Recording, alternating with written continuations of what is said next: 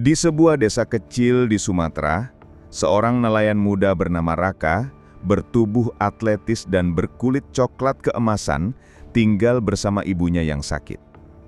Suatu malam, karena putus asa, ia menjual jimat warisan ayahnya untuk ikut undian yang menjanjikan 20 juta rupiah. Keesokan paginya, saat matahari perlahan terbit di atas sawah, Raka terkejut mengetahui bahwa ia menang. Ia memeluk tiketnya ke dada, berlutut dan menangis bahagia. Penduduk desa mengelilinginya, campuran antara iri dan kagum. Keesokan paginya, saat matahari perlahan terbit di atas sawah, Raka terkejut mengetahui bahwa ia menang. Ia memeluk tiketnya ke dada, berlutut dan menangis bahagia. Penduduk desa mengelilinginya, campuran antara iri dan kagum. Keesokan paginya, Raka duduk bersama ayahnya di beranda rumah kayu mereka yang sederhana. Pria tua itu, kurus dan penuh keriput, mengenakan kemeja kotak-kotak dan sarung lusuh. Ia memegang cangkir teh hangat dengan tangan yang gemetar. Raka memberitahunya kabar itu, namun sang ayah justru menunduk dengan wajah khawatir. Dengan lembut ia berkata, "Uang tidak selalu membawa kebahagiaan, Nat." Di siang hari, Raka pergi ke kota.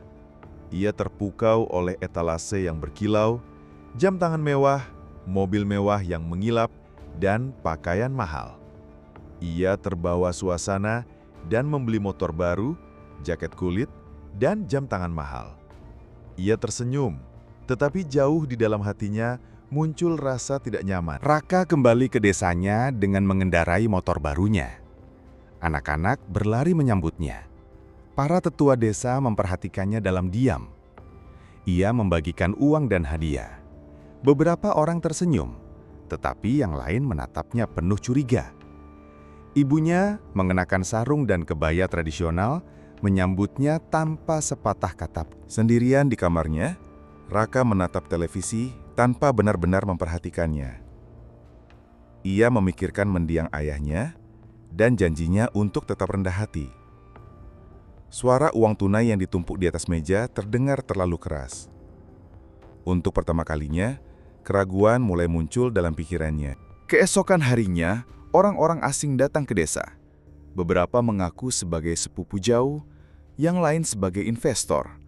Semuanya ingin berbicara dengan Raka. Warga desa mulai berbisik-bisik. Raka merasakan ketenangannya mulai menghilang. Raka diundang ke hotel mewah oleh salah satu tamu. Ia disajikan makanan yang belum pernah ia cicipi sebelumnya. Dipanggil Tuan Raka dan ditawari untuk berinvestasi. Semuanya terlihat sempurna, tetapi ada sesuatu yang terasa tidak wajar. Malam itu, Raka bermimpi tentang almarhum ayahnya. Duduk di bawah pohon mangga, sang ayah tersenyum dan berkata, "Uang bisa mengenyangkan perutmu, tapi kebenaranlah yang memberi makan jiwamu." Saat bangun, Raka terdiam dan gelisah. Keesokan harinya, seorang pria dengan jas rapi datang dengan mobil hitam mengkilap. Dia adalah seorang politikus lokal. Ia menawarkan Raka untuk berinvestasi dalam kampanye pemilu sebagai imbalan kekuasaan dan pengaruh. Raka ragu-ragu. Raka pulang ke rumah dengan pikiran kacau karena tawaran sang politikus. Ibunya duduk di lantai sambil menampi beras, menatapnya. Tanpa berkata apa-apa, tatapan matanya yang penuh kebijaksanaan dan luka membuat Raka merenung dalam-dalam. Malam itu, Raka kembali menemui sang politikus di sebuah kafe mewah di kota. Ia duduk di depannya, lalu tanpa berkata-kata, perlahan meletakkan amplop berisi uang di atas meja. Politikus itu tersenyum, mengira Raka setuju.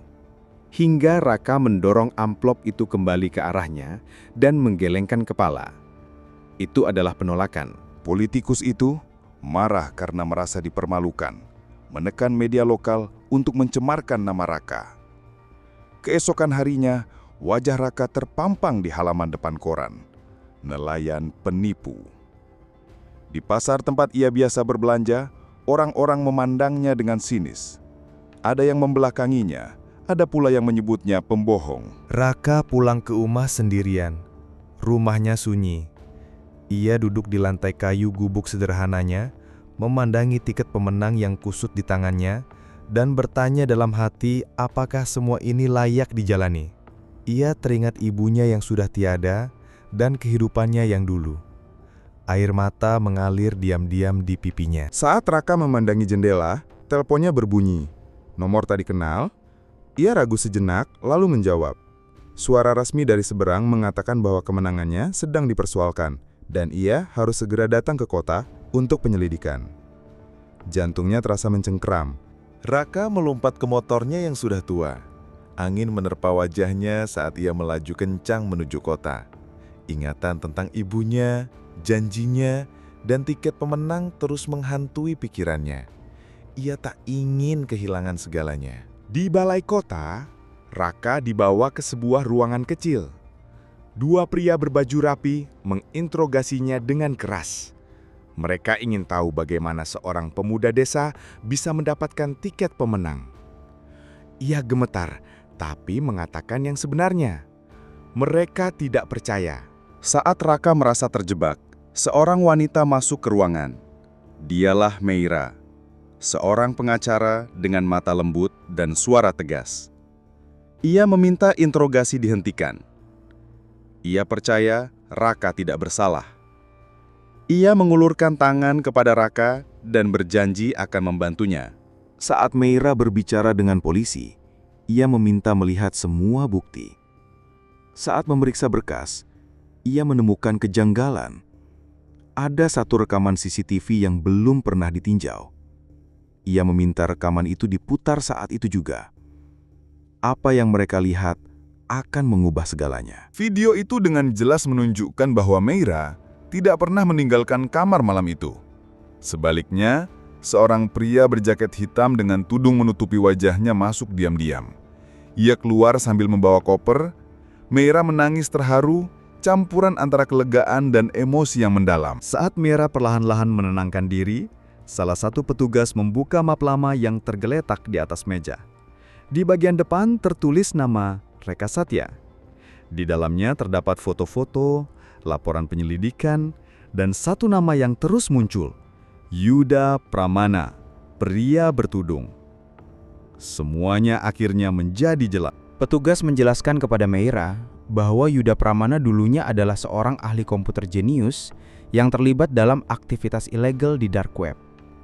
Dia menghilang 5 tahun lalu setelah dicurigai dalam serangkaian pencurian siber. Wajahnya telah dihapus dari semua basis data. Pria yang menjebaknya bukanlah orang asing. Dia adalah hantu dari masa lalu. Meira yang terguncang tetapi penuh tekad memutuskan untuk membantu polisi melacak Yuda. Bersama-sama, mereka menelusuri jejak digitalnya. Mereka menemukan bahwa Yuda menggunakan 20 juta itu untuk mendirikan perusahaan fiktif di Thailand. Perburuan pun dimulai. Polisi Thailand yang diberitahu oleh Interpol memasang jebakan untuk Yuda di sebuah hotel mewah di Bangkok. Mengira akan menutup kesepakatan baru, Yuda datang dengan santai, tanpa menyadari bahwa semua telah diawasi. Saat dia mengulurkan tangan untuk menerima koper uang palsu, 10 agen muncul dan menjatuhkannya ke lantai. Yuda melawan selama beberapa detik sebelum menyerah.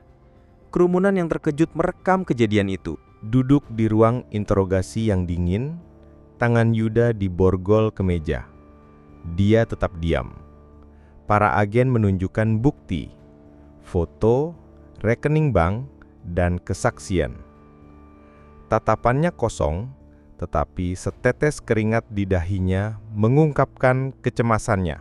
Para agen menawarkan kesepakatan kepada Yuda, bekerja sama untuk menjatuhkan jaringan sebenarnya di balik uang itu, atau menghabiskan sisa hidupnya di penjara. Dia ragu, tangannya gemetar, terjebak antara ketakutan dan hati nuraninya. Matanya mencari jalan keluar. Dengan berat hati, Yuda setuju. Para agen menempelkan mikrofon kecil di bawah kemejanya dan menjelaskan perannya. Dia harus menemui otak jaringan itu dalam sebuah upacara pribadi keesokan harinya. Tangannya gemetar, pandangannya kosong. dia merasa seperti bidak, sendirian menghadapi monster tak kasat mata. Malam berikutnya, Yuda memasuki villa mewah yang diterangi cahaya lilin. Suasananya tenang. Para tamu berbisik-bisik. Dia dikawal ke sebuah ruangan utama, tempat seorang pria besar berbaju jas putih sudah menunggunya, pemimpin jaringan itu. Udara terasa berat, keringat mengalir di punggung Yuda. Dia tersenyum samar, menyembunyikan kegelisahannya. Saat Yuda hendak menjabat tangan pemimpin jaringan, terdengar teriakan dari luar. Lampu biru berkedip, polisi datang. Semua orang panik. Petugas berpakaian preman muncul dari setiap sudut ruangan, berteriak memberi perintah. Pemimpin mencoba melarikan diri. Yuda terdiam, gemetar. Dia akhirnya menyadari harga dari pilihannya. Mimpinya akan kekayaan instan runtuh seketika. Yuda diborgol. Meskipun ia memohon, polisi menyeretnya keluar dari villa. Di luar, kilatan kamera menyilaukannya. Para jurnalis meneriakkan namanya saat ia didorong masuk ke dalam mobil polisi. Ia menoleh terakhir kali ke rumah itu, tempat geng ditangkap satu persatu. Dalam keheningan sel tahanan, Yuda duduk dengan kepala di tangan. Ia mengingat segalanya. Tiket pemenang, pesta, pengkhianatan, dan reka. Air matanya mengalir tanpa suara. Ia bertanya-tanya bagaimana semuanya bisa berubah secepat itu. Tiba-tiba, pintu terbuka. Seorang pengacara wanita masuk. Suaranya tenang, mengenakan setelan jas krem. Ia duduk di depan Yuda dan berkata dengan lembut, "Masih ada seseorang yang percaya padamu." Yuda perlahan mengangkat kepala, terkejut. Pengacara itu menyerahkan amplop tersegel kepadanya. Ini adalah bukti bahwa kamu tidak bersalah. Tangan Yuda gemetar saat membuka amplop itu.